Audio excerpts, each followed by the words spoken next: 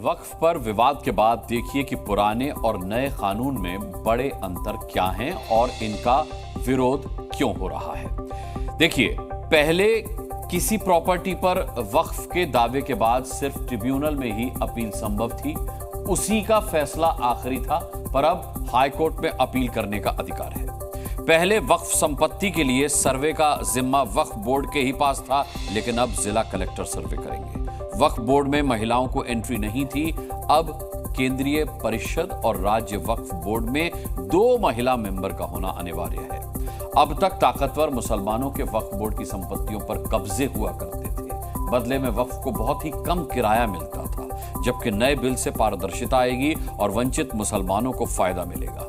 अब तक वक्फ बोर्ड में गैर मुस्लिमों की एंट्री नहीं थी, लेकिन नए बिल में 2 गैर मुस्लिम सदस्य अनिवार्य होंगे। ये वो बड़े बदलाव हैं जो वक्फ बोर्ड संशोधन बिल के पास होने के बाद दिख सकते हैं। हालांकि इस बिल पर चर्चा शुरू होते ही संसद के अंदर और बाहर वोट बैंक बचाने की लड़ाई शुरू हो गई है। को हक नहीं मिला है, उनको हक देने के लिए ये बिल लाया गया है। आप देश को बांटने का काम कर रहे हैं, जोड़ने का काम नहीं कर रहे हैं। सरकार को हक है, अधिकार है कानून बनाने का। चंद कट्टर समर्थकों के तुष्टीकरण के लिए ये बिल लाने का काम कर रही है। इस तरह की गोलमोल बात आप नहीं कर सकते हो। अध्यक्ष महोदय, सच्चाई ये है कि भाजपा अपने हताश, निराश, आप तो उस कानून चंद कट्टर समर्थकों के तुष्टीकरण के लिए ये बिल लाने का काम कर रही है। अखिलेश जी, अध्यक्ष महोदय, आज तो हमारे आपके अधिकार कट रहे हैं। मैं याद कीजिए अध्यक्ष महोदय, मैंने आपसे कहा था कि आप लोकतंत्र के न्यायाधीश हैं, और मैंने अध्यक्ष महोदय सुना है इस लॉबी में कि कुछ अधिकार आपके भी छीने जा रहे हैं। उसके लिए हम लोगों को लड़ना पड़ेगा आपके लिए। अध्यक्ष महोदय, मैं इस बिल का विरोध करता हूं।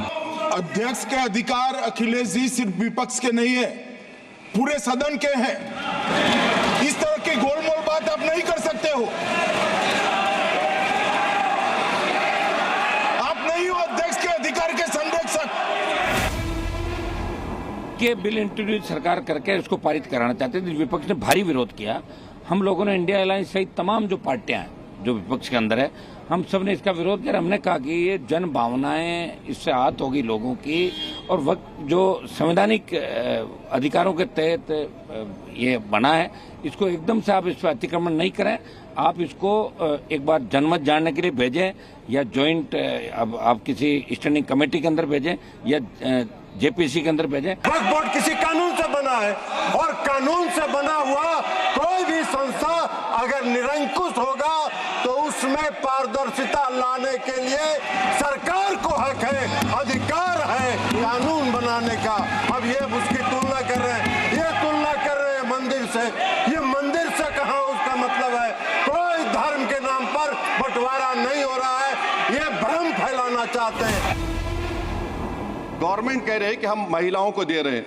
मुझे यकीन है कि आप बिल्किस बानो को और ज़किया जाफरी को मेंबर बनाएंगे, मुझे यकीन है।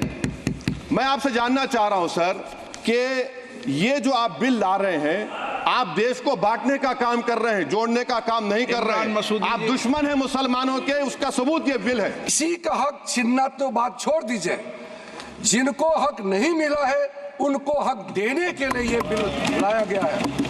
इसमें महिलाओं के लिए, बच्चों के लिए और मुसलमान समाज में जो पिछड़े हैं, जिसको आज तक कभी मौका नहीं मिला, जिसको दबा के रखा हुआ है, उनको जगह देने के लिए ये बिल लाया गया है।